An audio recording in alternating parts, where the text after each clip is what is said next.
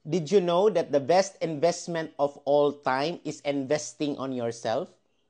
So, before ka mo pursue into investing or into to become an investor, una dapat you need to invest on yourself. So, unsaon man mo pag-invest sa imong self? So, pinaka-importante sa tanan, you need to read books.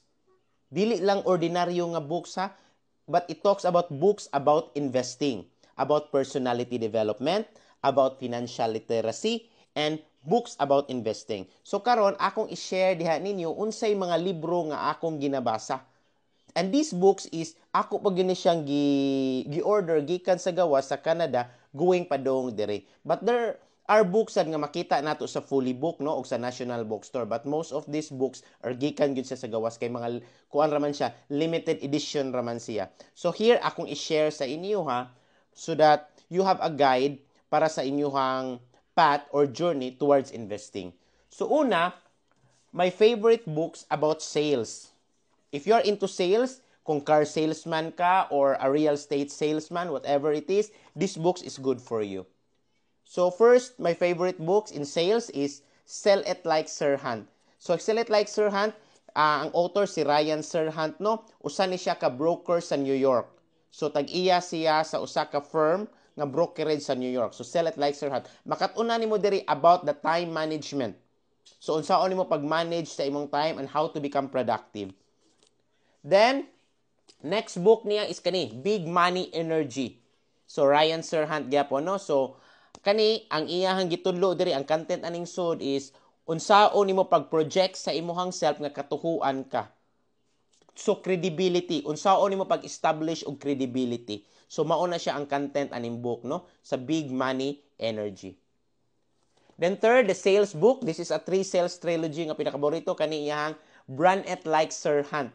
So, Brand It Like Sir Hunt is, if you are planning to build your own company, so, unsaon nimo pag-brand o pag-personal brand ang imuhang kaugalingon. So, how you will use the social media tool para maka-create ka og kaugalingon nimo nga brand to establish also your credibility and to become popular sa imuhang gibuhat. So, kani, mo ni mga tulo ka libro about sales nga ganahan ako. Sell It Like Sir Hunt, Big Money Energy, and The Brand It Like Sir Hunt. So, ma-order ni nimo sa gawas, no? Sa Canada. Then, sales is this one. The Sell. So, The Sell, ang author si Frederick Icklan, no? Wala pa na ako naablihi, but I already knew what's inside of this book. So, it teach you also about how to sell properties gihapon. So, Frederick Icklan is a broker sa New York, but he is reside in Sweden. Naasad siya yung mga company, naasad siya yung mga brokerage firm. So, this book is highly recommended also if you're into sales. Then, let's talk about habit.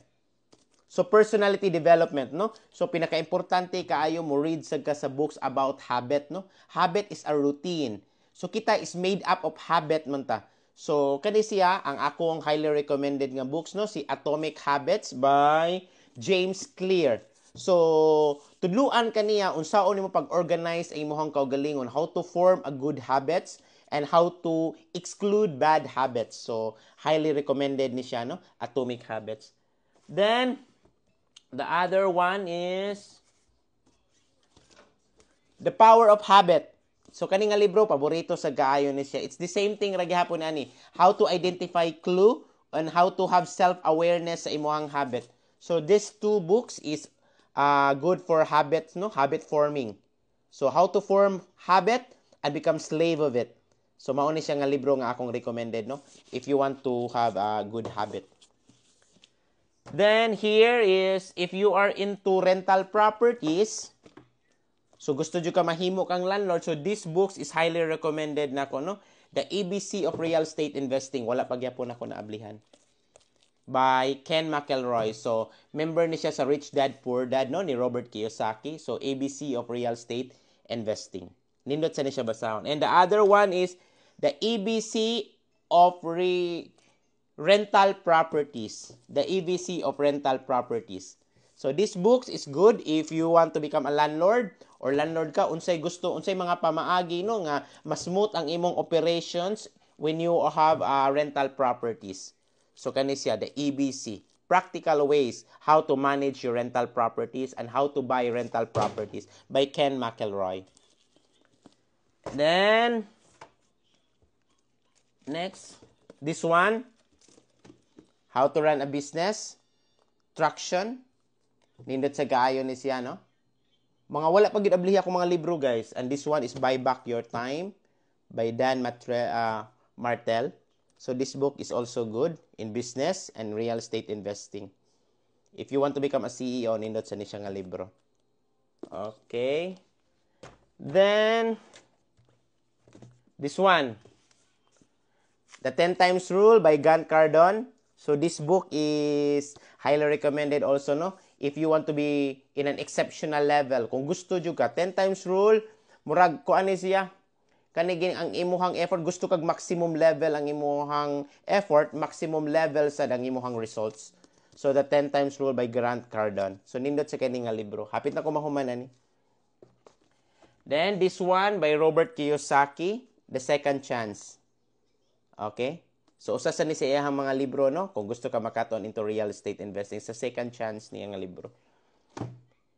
Then, this one, The 80-20 Rule.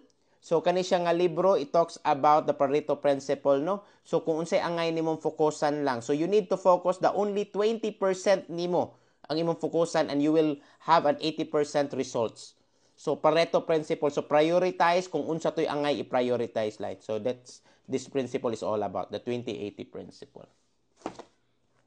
Then, this one is Secrets of Millionaire Mind nga libro. So, nindot sad ni siya. Then, here is The Richest Man in Babylon. So, this book is great also. Nindot sad ni siya. Then, here, John Maxwell, Jumpstart Your Growth. So, this is more on personality development. And this one, the basic foundation of financial literacy. Think and Grow Rich, no? Personality development ni siya. It talks about the law of attraction. Think and Grow Rich. Then, Primary Greatness. Of all the books that I mentioned, no? Ang pinakalas is maunay pinaka-importante nga libro. This is the best book of all time. So, tanan, knowledge ato, i-compile na adiri tanan. So, this book, guys, is the most important one. It's the Bible. Mo ni ang pinaka-importante sa tanang libro, why? That's why it's called the Holy Bible. If you want to gain more wisdom in running your business, to become the greatest salesman in the world, or to become a greatest investor in the world, you need to read these books. It's all here. But you need to ask for the Holy Spirit, guys, to guide you. Kani siya nga libro ang pinaka-the best sa tanan. So, sa tanang libro nga akong gipakita ninyo, those books are good books. It teach you about everything about financial literacy, but don't miss these books also. Because this will give you a guide sad para sa imuhang journey towards wealth. Thank you.